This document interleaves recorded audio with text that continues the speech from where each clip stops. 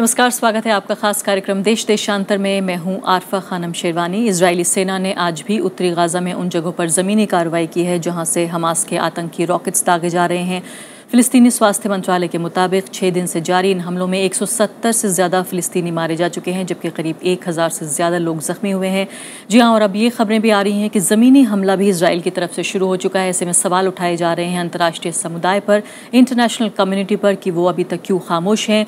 और संयुक्त राष्ट्र के ऊपर भी कई तरह के सवाल उठ रहे हैं कि उन्होंने जिस तरह से सीज़ फायर के लिए बार बार दबाव बनाया है, क्यों दोनों देश या कहें दोनों पक्ष जो हैं वो उसको मानने को तैयार नहीं है। और ये संकट इसराइल और फ़िलिस्तीन की समस्या को अब कहां लेकर जा रहा है, ये सब कुछ हम जानने की कोशिश करेंगे अपने खास मेहमानों के जरिए। लेकिन पहले रिपोर्ट।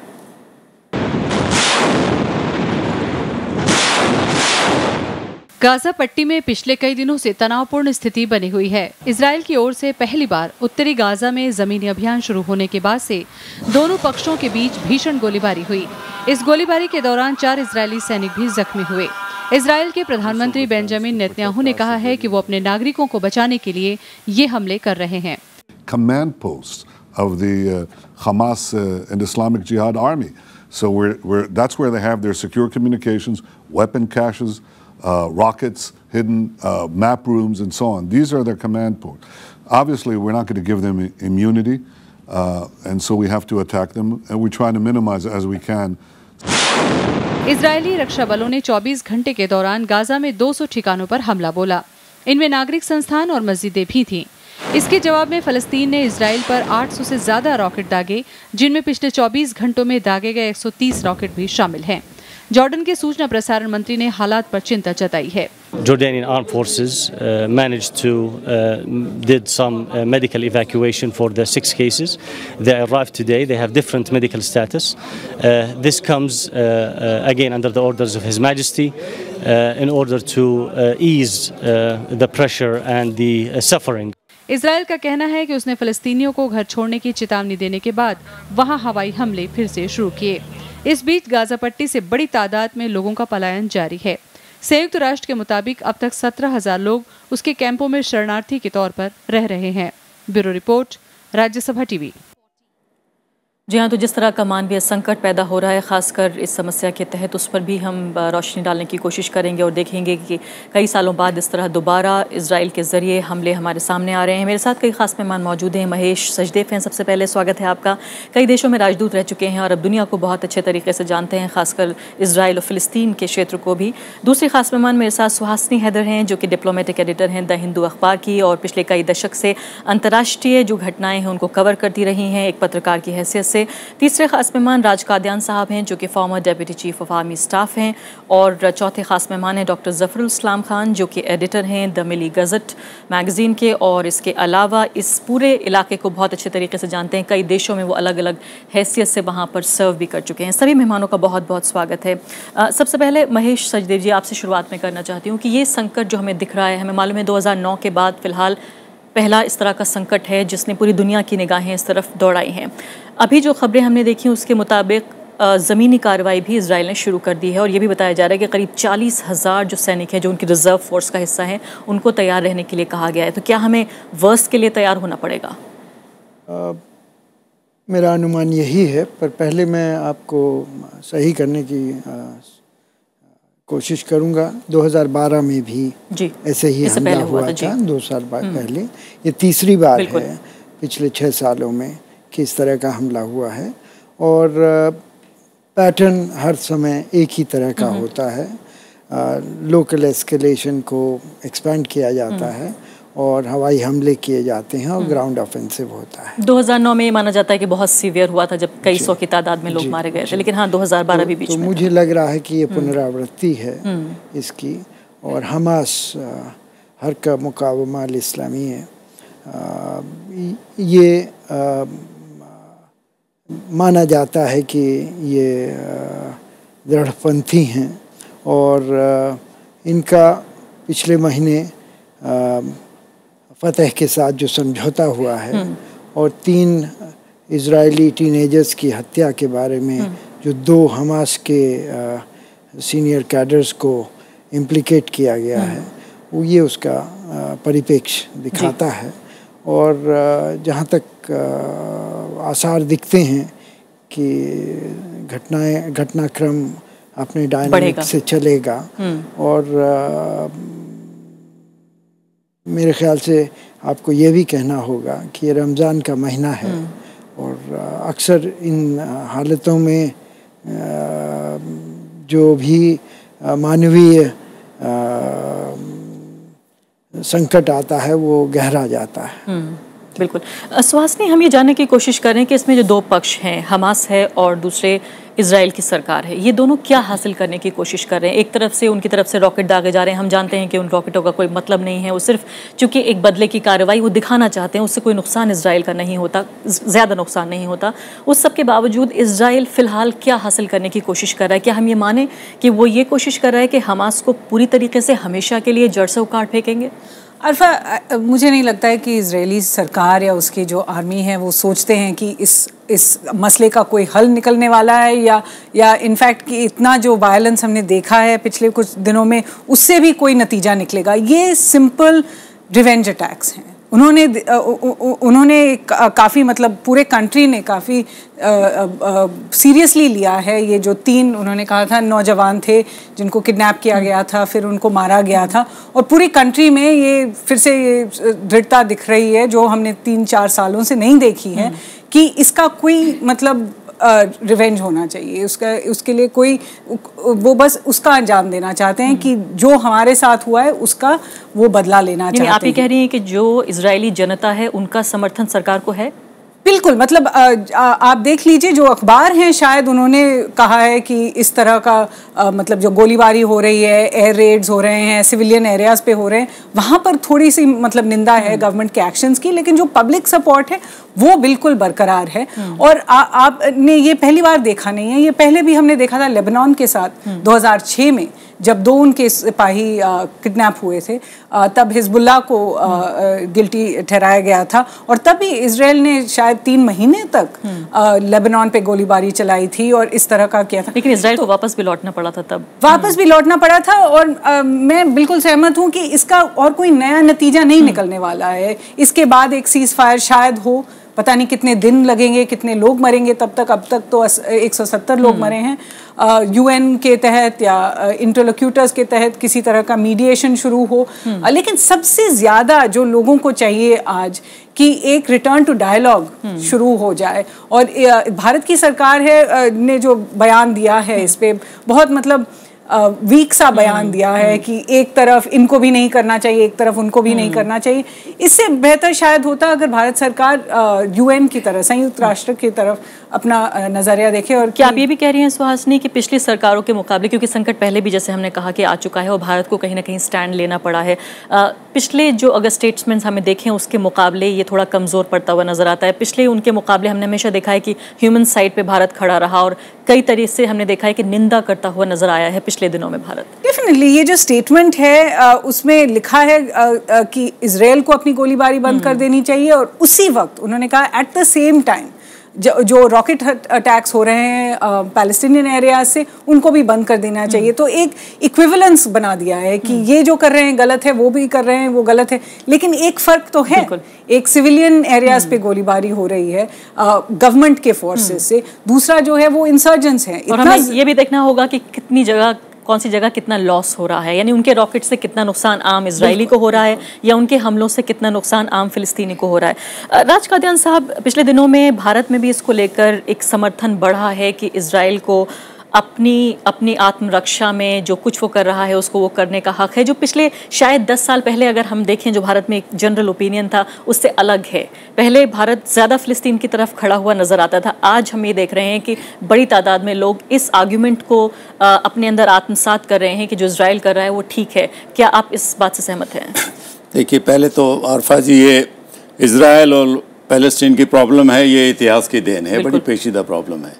इसमें सिक्योरिटी भी शामिल है, इसमें रिलीजन भी शामिल है। अगर हम जेरूसलम को देखें तो क्रिश्चियनिटी, जुडाइज़म और इस्लाम तीनों के लिए बहुत, हालांकि गाजा पट्टी में भी बहुत सारे ईसाई रहते हैं, अहम जगह है। हमें जुडाइज़म का तो है ही बिल्कुल ही घर।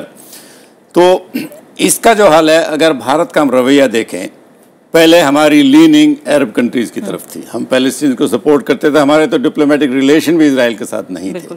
फिर वो कुछ साल पहले डिप्लोमेटिक रिलेशन हो गए, तो अभी आपने ठीक कहा कि हमारी लीनिंग थोड़ी थोड़ी न्यूट्रल होती जा रही है। हम ये कहेंगे भाई बेगुनाह लोगों की जान नहीं जानी चाहिए, लेकिन अब इसराइल की तरफ हम देखें सिक्योरिटी के एंगल से 20% इजरायली ऐसे हैं जिन्होंने अपने फैमिली का कोई मेंबर टेररिस्ट अटैक में खोया है, जिसको वो हमास अटैक को टेररिस्ट अटैक बोलते हैं।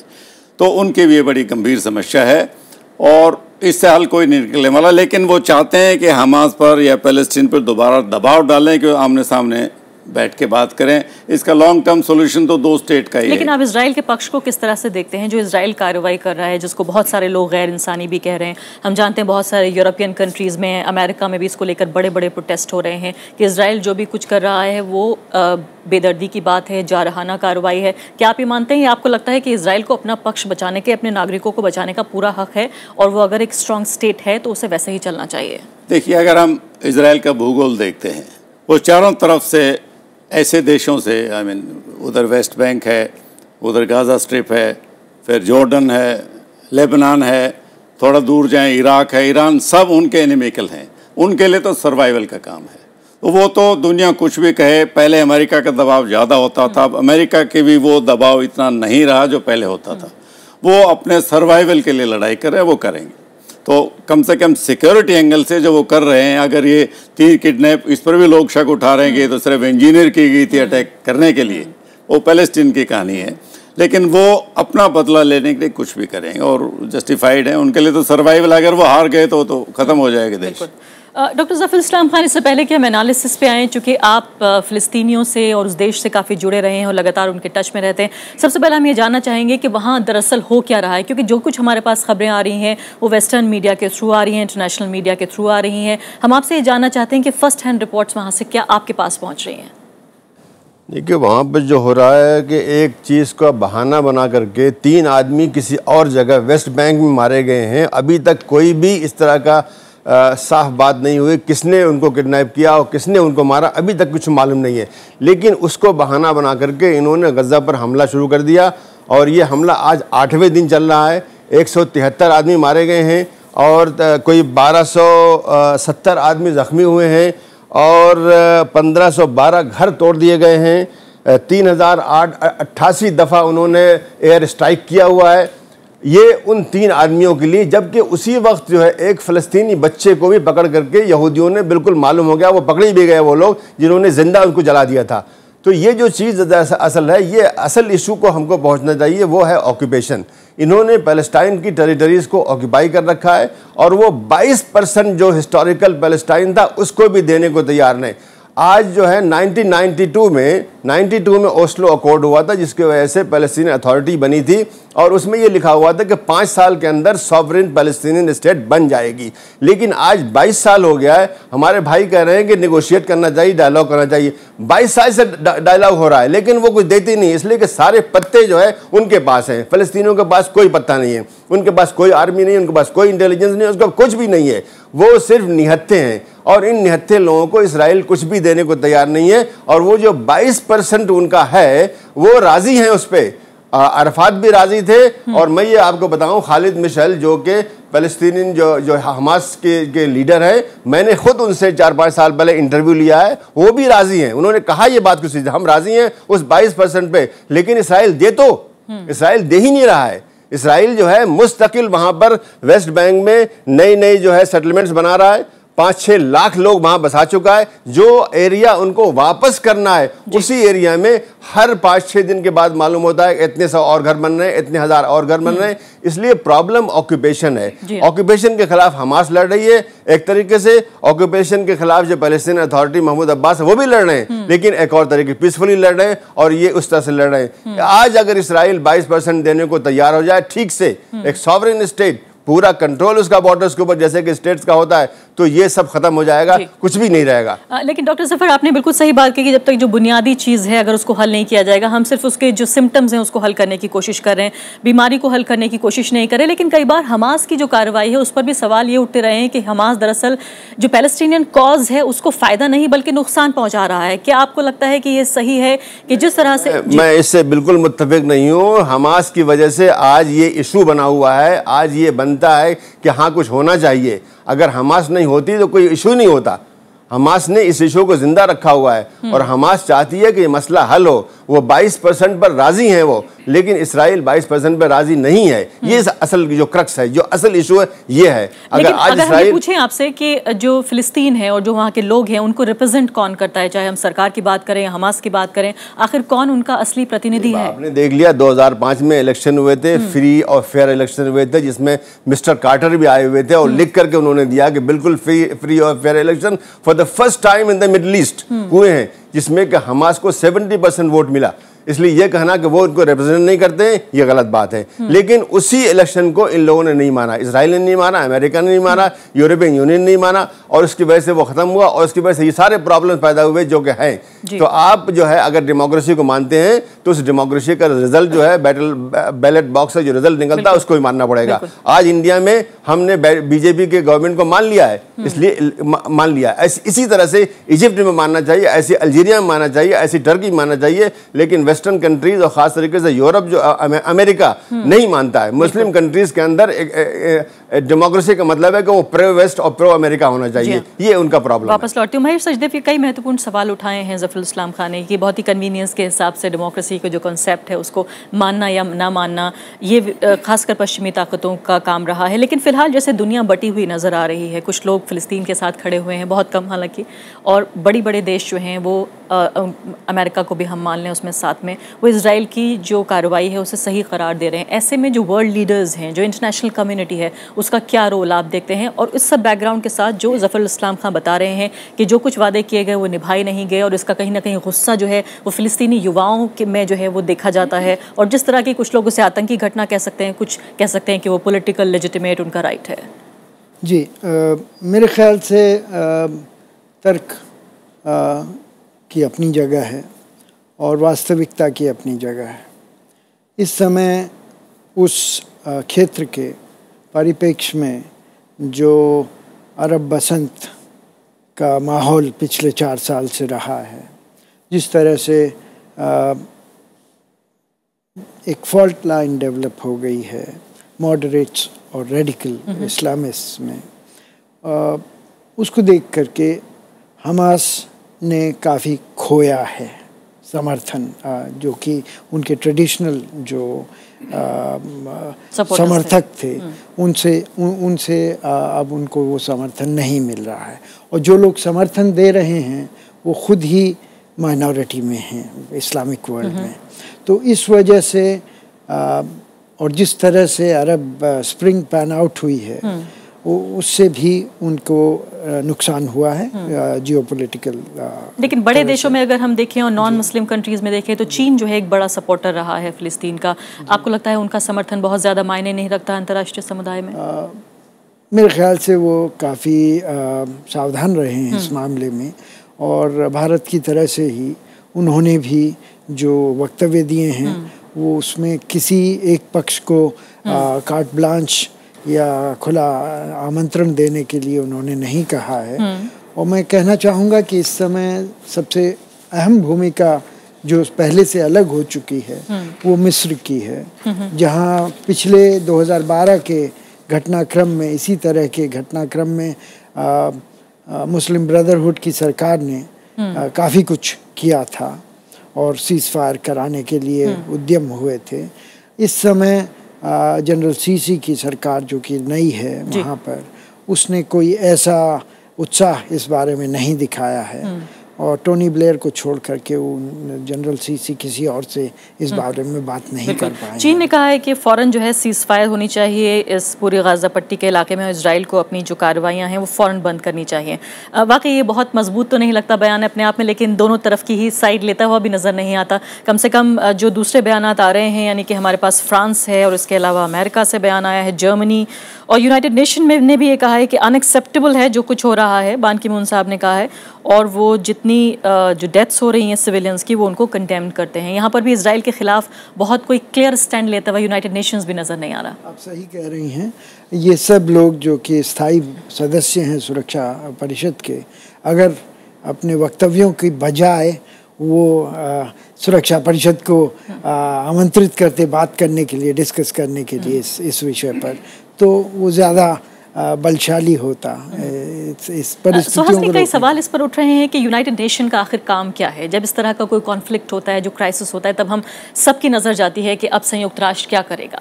लेकिन जिस तरह का बयान मैंने आपको पढ़ के सुनाया, बहुत क्लियर स्टैंड लेता हुआ नज़र नहीं आ रहा, खासकर ऐसे मामले में जहाँ ह्यूमैनिटेरियन जो क्राइसिस है वो अपने बिल्कुल चरम पर है। और जिस तरह सज्जद साहब ने कहा कि एक ऐसा क्राइसिस जो कि रमज़ान के महीने में हो रहा है, जहाँ ज़्यादातर लोग वहाँ पर फास्ट कर रहे हैं, तो ऐसे में यूनाइटेड नेशन के रेलेवेंस पे भी कई बार सवाल उठ रहे हैं।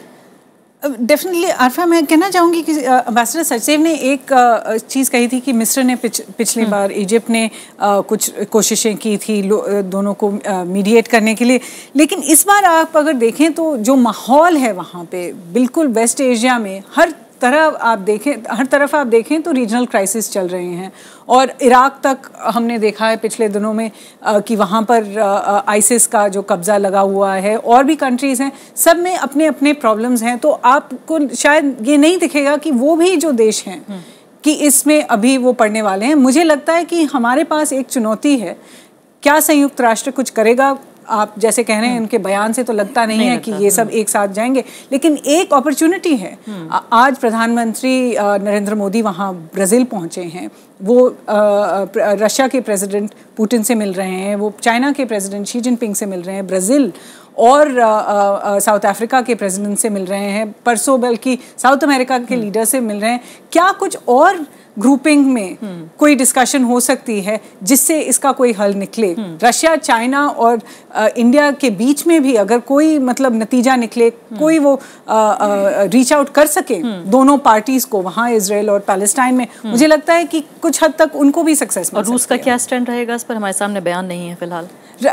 रूस का एक्चुअली आपने जैसे कहा सावधानी से वो भी बरत रहे हैं, लेकिन इतना ज़रूर है कि सबसे ज़्यादा उनका बोलबाला होगा इसी। लेकिन आप कह रही हैं सुहासिनी कि हमारे सामने भी एक अपॉर्चुनिटी भी है, हमारे सामने एक चैलेंज भी है कि क्या हम इस समस्या में कुछ कहीं इंटरवीन कर सकते हैं। लेकिन जिस तरह का बयान हमारे सामने आया वो उसका रिप्रेजेंटेटिव तो नहीं है कि हम वाकई कुछ करना भी चाहते हैं।